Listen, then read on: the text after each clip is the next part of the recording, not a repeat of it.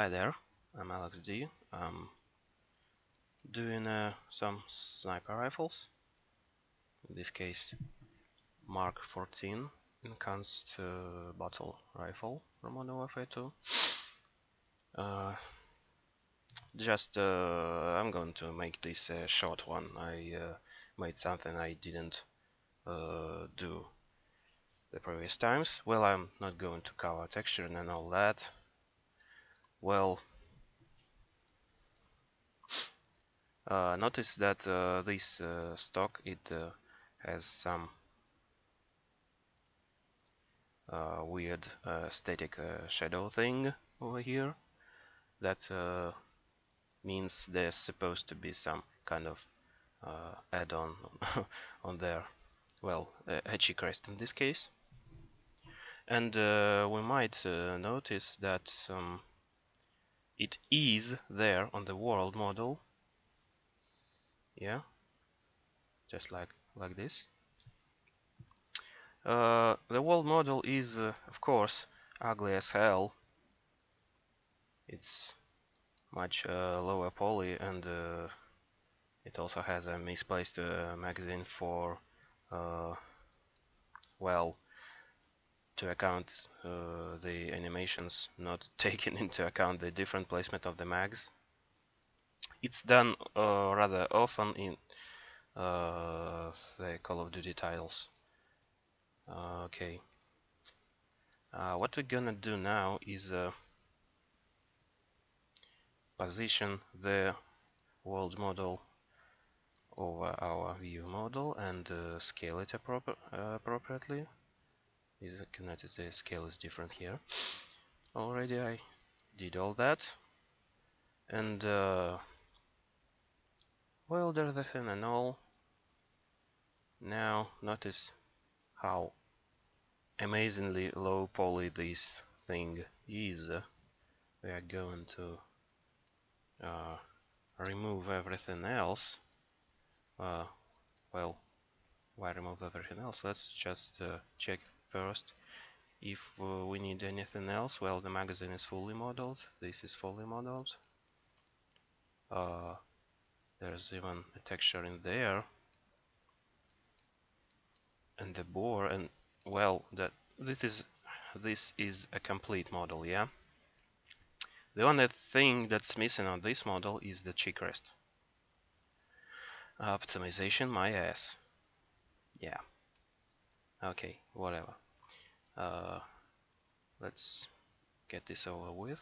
Let's delete everything and keep our cheek rest. Well, what we are going to do now is make it slightly more beautiful. Let's hide everything. And first thing we gotta do is smooth this. This is group number 1. Number 1. Oh, please. Yeah. This is gonna be group number 2. Yeah, it's smoother, but still it's a triangle from up there. We are going to take care of this. This is gonna be a this is gonna be a group number 3. This is number 4. And now that we've done that, we are going to use some subdivision magic. In this case it's MeshSmooth, and it looks like a potato now. We are gonna fix that. Norms and separate by smoothing groups. Check. And as you can see now, it's not as triangular as it used to be. It still is well, that in our 3ds Max, but when we export it to SMD, the source engine is going to take into account that it has twice as many polygons everywhere basically. we can actually increase iterations and make it even smoother, but as you can see, it's taken a while. Yeah, it looks marvelous, but it kinda yeah, it's kinda bends our textures here and there. Let's get back to one. We really don't need too many of this. We can idle. I've already done that. We can actually pretty much beautify every our model piece like that, but we gonna watch out for our textures well going all over the place. I tried doing that on the karambit knife. Where is it? Yeah, yeah, you can try MeshSmooth there by smoothing groups, and well, as you can see, without it, our bolts, I don't remember how these are called in English actually, uh, look okay without smoothing, and with they are twisted, while especially these ones, yeah, that's just horrible.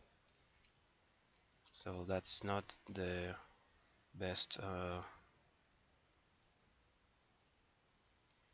option,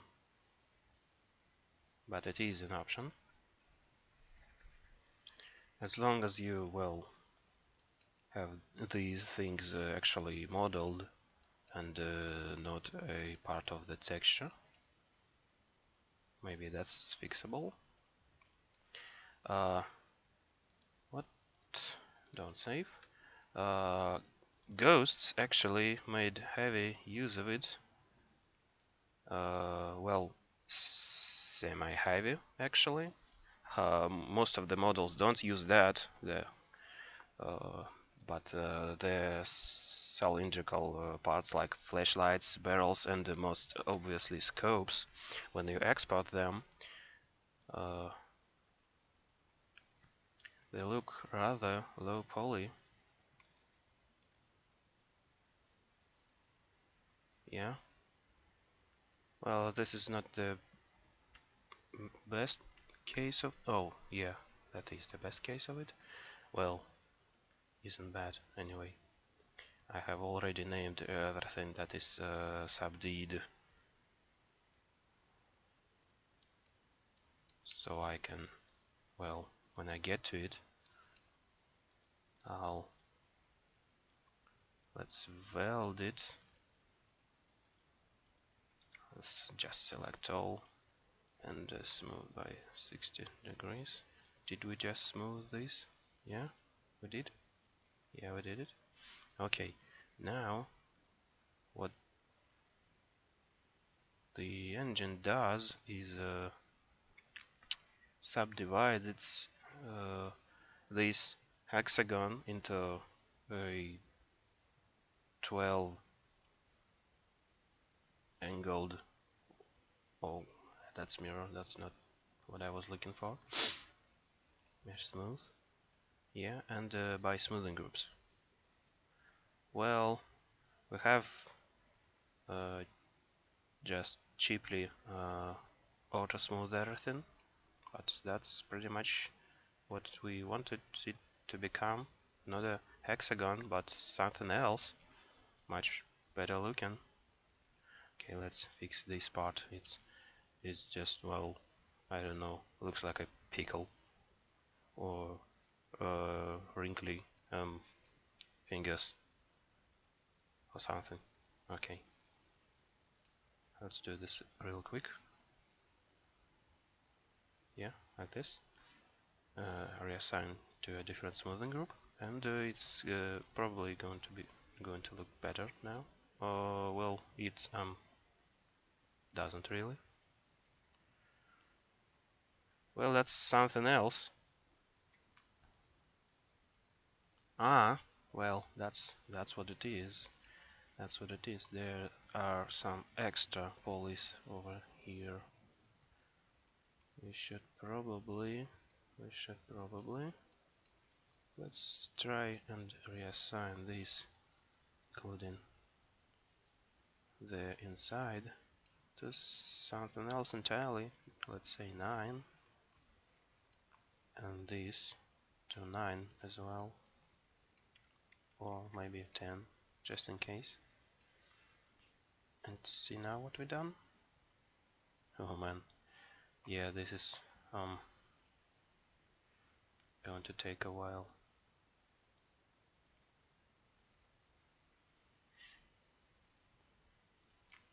Okay.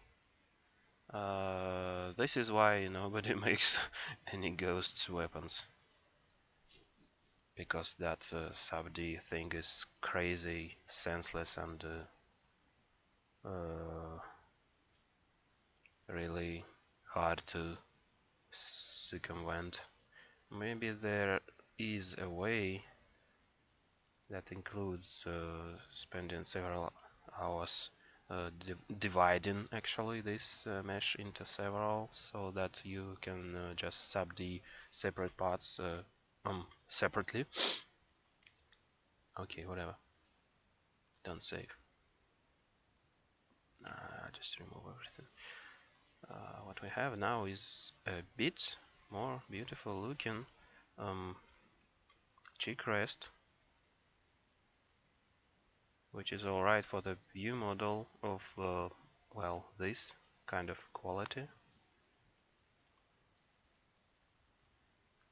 And we can actually reuse the model for the world model, because it's fully properly modeled.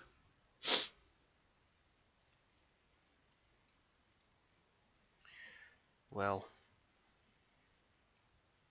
that's pretty much it. That's pretty much all I wanted to talk about. Some sub-D magic.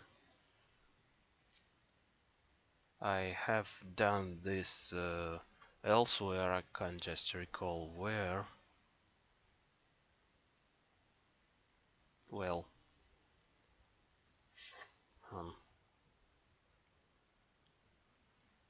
some machine guns, I suppose, especially mounted ones. They had rather low poly barrels, so I did just that.